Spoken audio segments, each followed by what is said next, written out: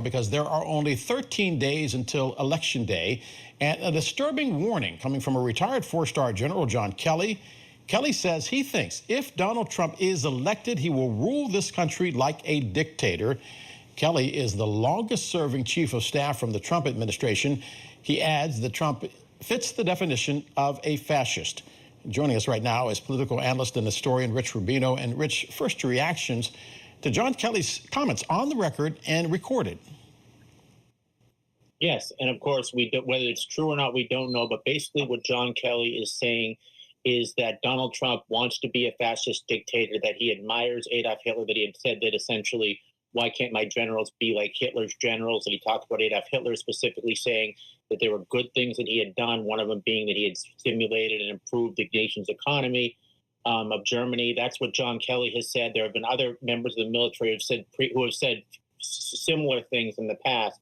Basically, that Donald Trump would prefer to be some sort of a despot than to be a leader of a leader of one of three federal branches of a constitutional republic. That's basically the argument he's making. Rich, this declaration by John Kelly is not like saying that he disagrees with Trump on policy. Right. He is putting the former president in the dustbin with the likes of Hitler and Mussolini. Yes, and this is certainly something that others like General Milley have really taken on Donald Trump. They really see him as an existential threat to the United States. You know, again, we don't know the validity of what the president really said. We know that is what John Kelly, who's his former Homeland Security Secretary and his former White House Chief of Staff, is basically asseverating about the president, that he's an existential threat and that he would prefer to be a fascist or a despot than he would to be a democratically elected leader of one of three co-equal branches of the federal government. Rich, everyone on Capitol Hill who serves in Congress took an oath to serve and protect the Constitution of the United States. Can we still tolerate answers like, well, he didn't mean it? I mean, the list of people saying that John Kelly is right outnumber the number of people saying that John Kelly is wrong. Yes, and certainly if it is true, that disqualifies him from being president, but we don't know whether it is true or not. And there certainly are exponents or defenders of Donald Trump spokesmen, who basically say that John Kelly and General Milley and others have some sort of a vendetta against President Trump. That's basically the argument that we're making here. But I think most would agree that had he actually made that statement, and that if he does actually genuflect to kind of the despotic regime or to the Nazi regime, I think most people would say that would disqualify him from serving as commander-in-chief. So, Rich, let's talk about what he has said. Donald Trump has not issued a denial, only to say from his campaign that Kelly suffers from Trump derangement syndrome. But here's what Trump has said. He has said he wants to round up between 10 and 15 million migrants in this country, some of whom he has described as vermin. Guess who else had a massive roundup that did not end well? Yes, and there certainly are eerie similitudes between what Donald Trump has said and what others have said, and certainly you can take certain language, and it's certain language from the Nazi regime, from other despotic leaders. I think that's the case that folks like John Kelly are trying to make, that this is an existential threat, that this is not simply a Republican that you may disagree with. You see other folks like Lynn Cheney, or saying a former congressman from Wyoming, that basically, while I may agree with him on many things ideologically, when it comes down to it, I don't think that Donald Trump is basically a Democrat with a small d, that is. He's basically an autocrat. He's basically a despot. And that's really the case that they're trying to make. That's why I think you see some kind of establishment-type center-right Republicans, like former Governor Bill Weld of Massachusetts, Christine Todd Whitman of New Jersey, former Congressman Adam Kinzinger of Illinois, have come out and they've actually supported Vice President Harris. I don't think it's because they agree on more issues with Vice President Harris than they do with Donald Trump.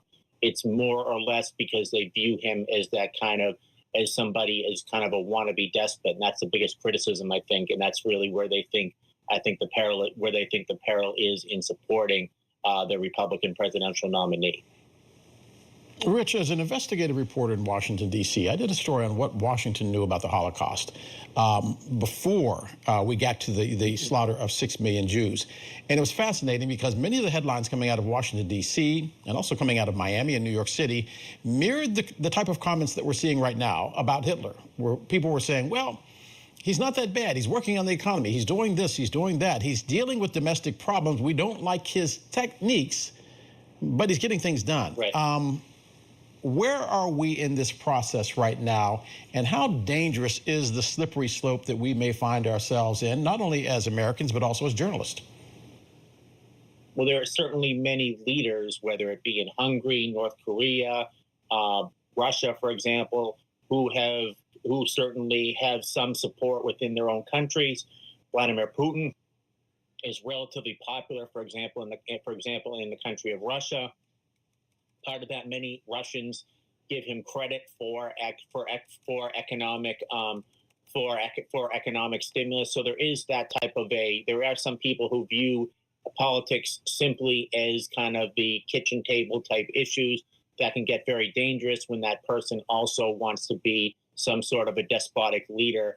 And certainly that is part of how Hitler came into power in the first place. He did not necessarily come into power based only on anti-Semitism. Part of it was that the Germans were paying reparations to the Allies as a result of the Versailles Treaty, and this was inflating the economy. You had a scenario where people were literally had to get wheelbarrows full of money to buy a loaf of bread at the store, and Adolf Hitler kind of came in there and he kind of exploited that economic grievance and said, "I'm essentially going to try to fix that," and he did try to fix that his first few years in office. But then in 1939, when it came to the invasion of Poland, and eventually his need to kind of rule the world and be a despotic leader at home, he certainly did have some support at home amongst the Germans, but you wonder how much of that was actual support versus how many of that was trepidation or fear that Adolf Hitler and his henchmen would come after them if they did not fall in line, or if they were somehow recreant to Adolf Hitler's wishes. Hey, Rich, final question before I let you go, which is that we often talk about Hitler, but we don't talk so much about Germany, the German war machine that was assembled that lost World War II. 400,000 Americans lost their lives fighting in that particular battle to free the world from a tyrant. If Donald Trump wins the election, and there is all of this information out there that we could possibly be on that slippery slope, what does this say about the Trump voter? Well, it says for a couple of things, at least, if you take it on face value, a lot of the Trump voters are economically motivated. There was a bipartisan support, for example, for free trade agreements like NAFTA and GATT. Bill Clinton got it, signed it with Bob Dole, Newt Gingrich, the Republican leadership, Bob Michael in the House of Representatives, getting it through. Donald Trump comes and he sees that a lot of jobs have been hollowed out. He sees jobs have been sent over to Mexico. He says, bringing China into the WTO. Other trade agreements, jobs have been hollowed out in particularly many factory towns. So he goes to places like Erie County, Pennsylvania, right, where that are traditionally have voted for Democrat. And he says, I'm going to try to bring your jobs back.